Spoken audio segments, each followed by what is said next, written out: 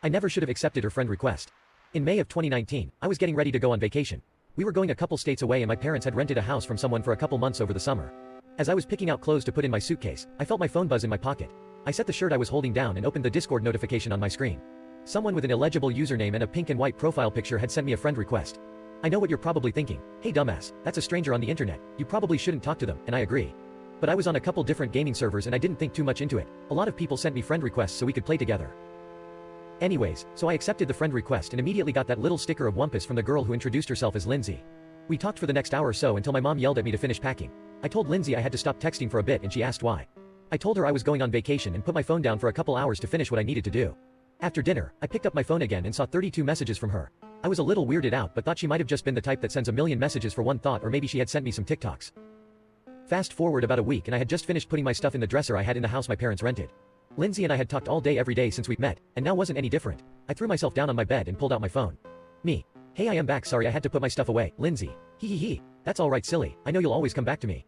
And hey, maybe we can meet up sometime soon, I live in that area. I frowned at my phone, trying to remember if I had ever told her where I was going. I quickly read back through all of our messages and didn't find anything. Eventually, I convinced myself I had just told her on call and forgot about it. Me. Yeah, that would be awesome, maybe you could come here, we have a pool. Lindsay. Maybe I will. A couple weeks passed and everything seemed normal. I was actually starting to have a crush on Lindsay. We talked often, called every night, and we told each other everything. One day, my dad took me out to a lake and we spent all day there, just messing around. I was having fun and didn't check my phone until I was back at the house, and at that point, it was dark. When I turned my phone on, I had over 100 messages from Lindsay. At first, the messages seemed playful but they started getting more and more hostile as time went on. The last message she sent said, "Fine.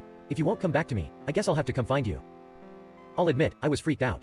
No girl had ever obsessed over me like that. I texted her asking what she meant and she immediately played it off as some creepy joke to scare me when I came back.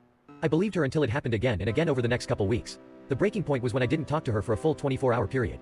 She sent me really hostile messages for a while and even tried spam calling me after a couple hours. The message that scared me the most though, was her last. She sent me a picture of the house from the road. I couldn't even play that off. I knew for a fact I had never told her the exact address of where I was staying. Suddenly, she called me. She must have seen that I was online.